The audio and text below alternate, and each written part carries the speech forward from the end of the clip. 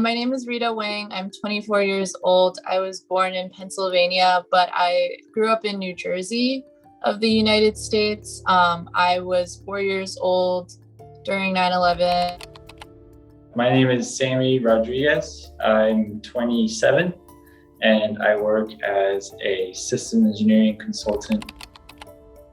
I am a 25-year-old lawyer living in New York right now.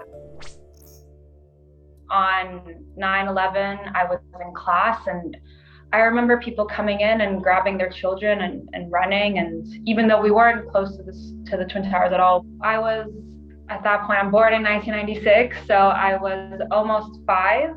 During 9/11, I was 7 years old and I was in Washington, D.C. So at the time, I just moved back from Ecuador. I was starting first grade at a public school in Northwest DC. So I remember being in class, having to go under the desks. So the threat of, of something happening was very real. They were treating it as if something could actually hit our school, or at least hit, the area where we were on a much bigger scale. I remember being dropped off at preschool, and then 2 hours later, my parents came and I was really confused. And I remember seeing all the videos of the towers collapsing on the news.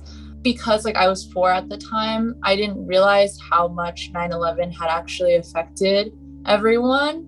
My parents told me that because it was all over the news for so long and you could even see it from our balcony, you could see the towers, that I was drawing towers and with planes crashing into them for a long time after that. When the first plane or one of the planes hit the Pentagon, it was crazy in terms of the panic that was surrounding the city. The whole city kind of shut down.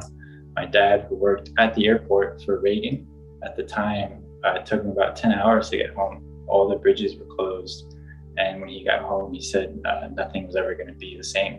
It's a little bit weird because it doesn't necessarily feel like something that I've read about in the history books, just because it affected so many people that I know.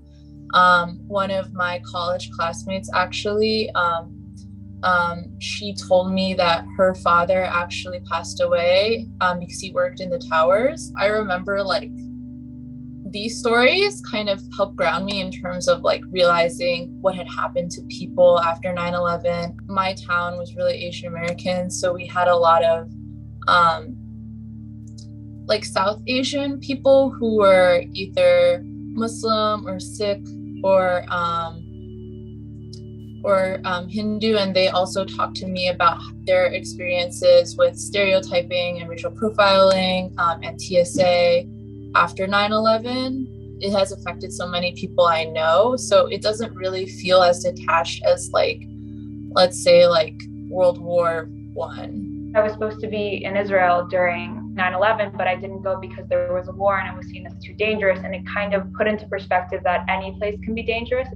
I think growing up with 9/11 has impacted the US in a very negative way, I think, between the two wars that were caused as a result of it, but also just the racism and discrimination that Arabs and Muslims have faced in the US as a result has been, I think, a direct consequence of not necessarily 9/11, but the US's reaction to it. It drastically increased the power of the executive branch, and to me, that's really scary. People always talk about foreign, but the domestic threat is also very real, especially considering the events of January 6th, being in DC at the time as well. It was very weird. We're doing counter-terrorist efforts, trying to evade terrorist plots to hurt people in the United States. But I think that it's a little bit hard for me to feel super urgently about that, because I think that American children are much more likely to die in a school shooting perpetrated by a white person than a brown Middle Eastern person. I feel if you ask a lot of people in the United States what they fear the most, it's probably guns more than a terrorist attack.